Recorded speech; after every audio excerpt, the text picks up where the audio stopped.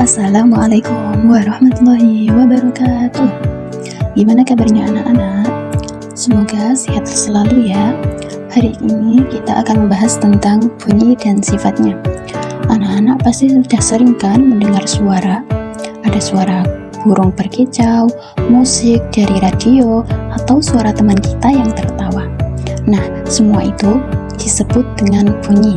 Bunyi adalah getaran yang bisa kita dengar dengan telinga. Tapi, tahukah anak-anak, bunyi mempunyai beberapa sifat yang menarik loh. Yang pertama, bunyi merambat melalui media. Artinya, bunyi hanya bisa terdengar kalau ada tempat atau benda yang dilewati, seperti udara, air, atau benda padat.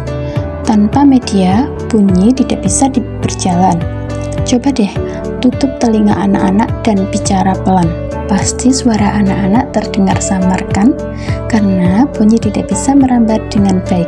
Contohnya lagi, kalau kita berbicara, suara kita berjalan lewat udara sampai ke telinga teman. Atau saat mengetuk meja, suaranya terdengar karena merambat melalui kayu. Yang kedua, bunyi dapat dipantulkan. Kalau bunyi mengenai benda keras seperti tembok, tebing, atau gunung, bunyinya bisa memantul kembali. Contohnya saat kamu berteriak di gua, suaramu akan terdengar lagi. Halo. Lalu muncul suara halo. Lah, itu dinamakan gema. Kalau pantulan bunyi datang terlalu cepat dan bercampur dengan suara aslinya, itu disebut dengan gaung. Pantulan bunyi juga dimanfaatkan di kehidupan nyata loh. Misalnya, kapal menggunakan pantulan bunyi untuk mendeteksi kedalaman laut dengan alat bernama sonar. Yang ketiga, sifat bunyi adalah bunyi dapat dibiaskan.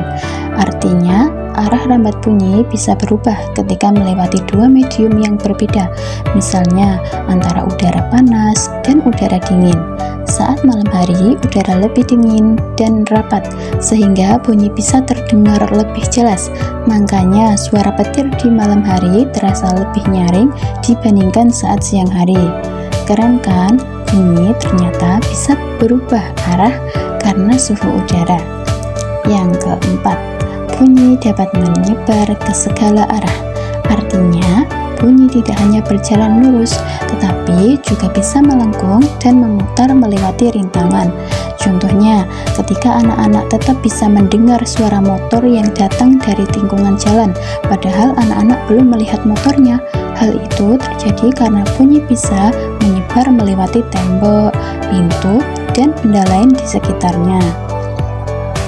Nah, anak-anak, sekarang kita sudah tahu ya 4 sifat bunyi. Yang pertama, bunyi merambat melalui media.